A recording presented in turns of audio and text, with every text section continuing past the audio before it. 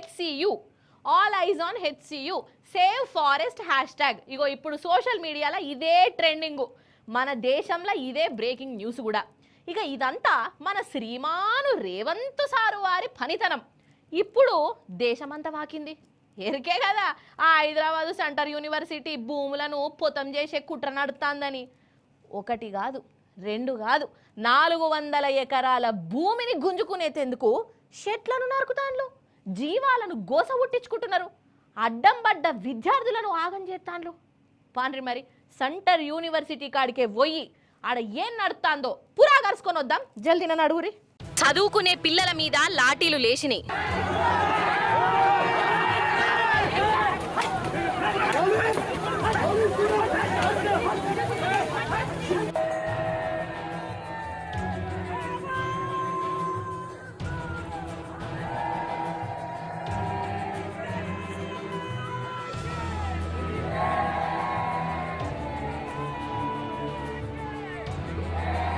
యూనివర్సిటీని కాపాడుకునేందుకు కొట్లాడుతున్నోళ్ళ మీద సర్కారు ఇష్టం వచ్చిన తీరులా ఇరుసుకబడుతున్నది.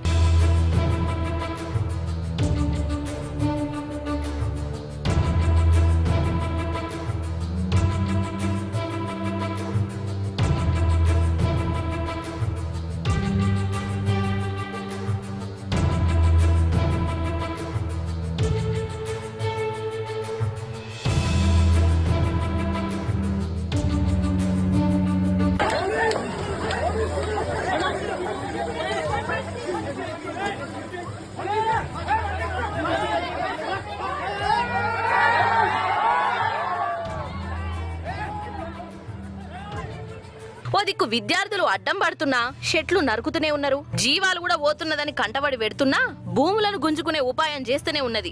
విద్యార్థులే కాదు, అటు మేధావులు ప్రొఫెసర్లు భూములు గుంజుకోవద్దని చెప్పినా సర్కార్ పోకట సర్కార్దే. అభివృద్ధి అంటే ఏమిటి? అభివృద్ధి అంటే కేవలం సంపద సృష్టినా? అభివృద్ధి అంటే ఫ్యాక్టరీస్ అయినా? ప్రకృతి పూర్తిగా నాశనం అయిపోయిన తర్వాత అభివృద్ధి వస్తే దేని కొరకు? ఎన్విరాన్మెంటల్ ప్రొటెక్షన్ కింద మీరు ఆ చెట్లను కూలగొడుతుంటే అసలు మాకెంత బాధగా ఉందంటే, పెద్ద వృక్షాలు అవి బుల్డోజర్లు పెట్టి కూలగొడుతున్నారు. ఏమిటి అసలు, ఏమి అభివృద్ధి ఇది? ఓ చెట్టు పెరగడానికి ఎంత కాలం పడుతుంది? ఆ చెట్టు పెరగడానికి పట్టిన కాకుండా 10 నిమిషాల్లో నువ్వు కూలగొట్టవచ్చు, కానీ ఆ చెట్టును ఎన్ని ఏళ్ళు పడుతుంది పెంచడానికి? నువ్వు ఎందుకు కూలగొడుతున్నానని ప్రభుత్వం అంటే, Hyderabad university is a prestigious university, దేశంలో ఉండేటువంటి ప్రతిష్ట కలిగిన యూనివర్సిటీ.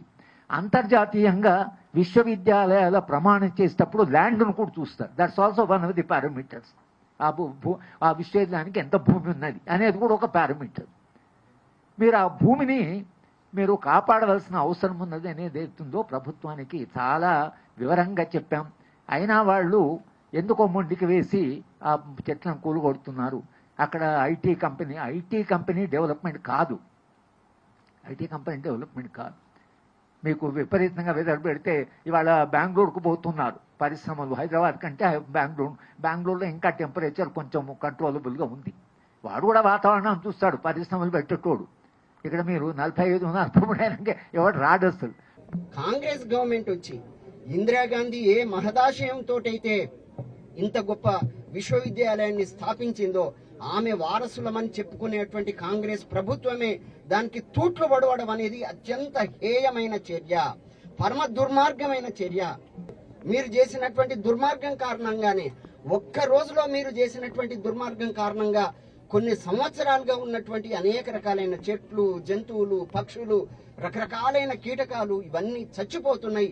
ఈ బయోడైవర్సిటీ మొత్తం సర్వనాశనం అవుతుంది. ఇప్పటికీ మేము అడుగుతున్నది, మేము వ్యాపారం చేయట్లే, మీరు కూడా వ్యాపారం చేయడానికి వీల్లేదు.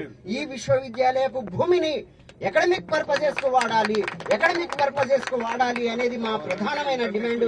మీరు కావాలి అని అంటే మేము కోరేది ఏంటంటే, మీరు ప్రభుత్వం మీరు తీసుకుందామని అనుకుంటే ఇంటర్నేషనల్ యూనివర్సిటీస్ ని పెట్టండి, లా యూనివర్సిటీని పెట్టండి, మెడికల్ కాలేజెస్ ని పెట్టండి. మేము దానికి వ్యతిరేకం కాదు. హైదరాబాదులో గింతగనం అవుతున్నా అటు సంటరోళ్ళు పట్టించుకున్న పాపాన పోతలేరమ్మా. సినిమా చూసినట్టే చూస్తాండ్రు. ఇక తెల్లారు లేచి శుద్ధులు చెప్పే రాహుల్ బాబు ఈ అన్యాయం మీద నోరెత్తింది లేదు. అసలు నన్ను అడిగితే ఈ చెయ్యి పార్టీ బీజేపీ కూడా వలుక్కొని ఈ భూములకు ఎసరు పెట్టిర్రే అని అనిపిస్తున్నది. వల్ల అదాని అసుంటోళ్లకు కట్టెబెట్టే కుట్రేషన్ నడుతూనే ఉన్నది.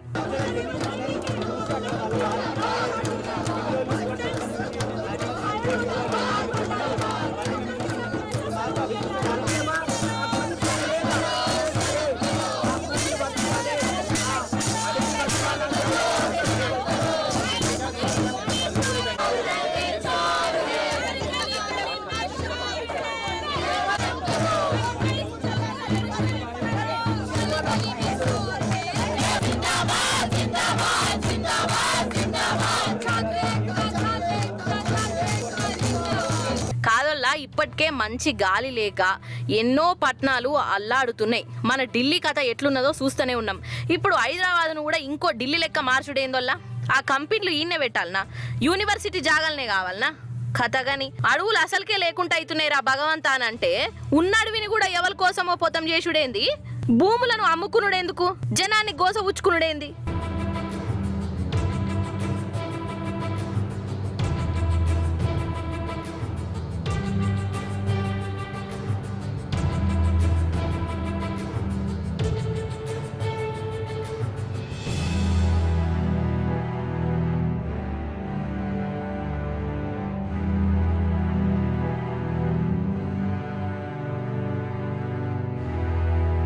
ఇక ఇంకో దిక్కు మన బీఆర్ఎస్ పార్టీ ఈ యూనివర్సిటీ భూములను కాపాడేందుకు ముంగట పడ్డది. ఇక ఇటు తెలంగాణలో ఉన్న అన్ని యూనివర్సిటీలు రోడ్ల మీదకి వచ్చినాయి. ఇక ఈ కొట్లాట ఢిల్లీ దాకా వాకింది. అక్కడి యూనివర్సిటీలు కూడా రోడ్ల మీదకి వచ్చినాయి. ఇక సోషల్ మీడియాలనైతే సేవ్ హెచ్సియు అని పెట్టి పోస్టులు పెడుతూనే ఉన్నారు. షెయి పార్టీ చేస్తున్న మోసాన్ని దునియా ముందు బయట పెడుతూనే ఉన్నారు.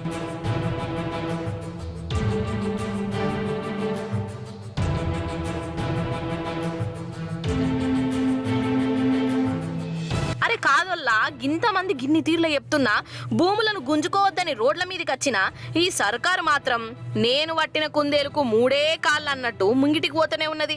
ఇదెక్కడి కథ, ఇదేం కోసా? అరే ఈ షెయి పార్టీ వచ్చిన కాంచెల్లి ఒక్క ఇల్లు కట్టింది లేదు, ఒక్క మొలక నాటింది లేదు. కానీ కట్టిన వాటిని గూలగొట్టుడు, పెరిగిన చెట్లను ఇరగొట్టుడు, ఉన్న భూములను గుంజుకునుడు. హరే రామచంద్ర, ఇదేమి ప్రజాపాలన, ఇదేమి ఇందిరమ్మ రాజ్యం అని దుమ్మెత్తిపోతాండ్రు.